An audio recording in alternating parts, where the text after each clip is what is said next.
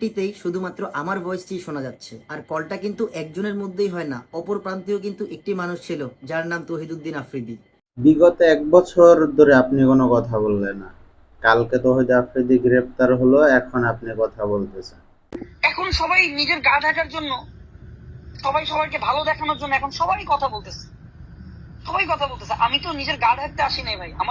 এই যে আমাদের আরেক বাউল ভাই, কাফি ভাই, এতদিন আপনারা কথা বলেন নাই কেন ভাই?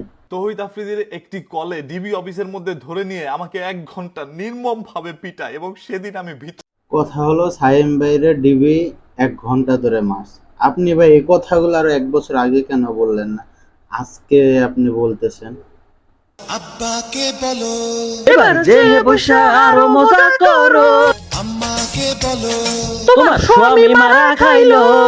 তোমার এই যে আমাদের আর একটা নাট্য দল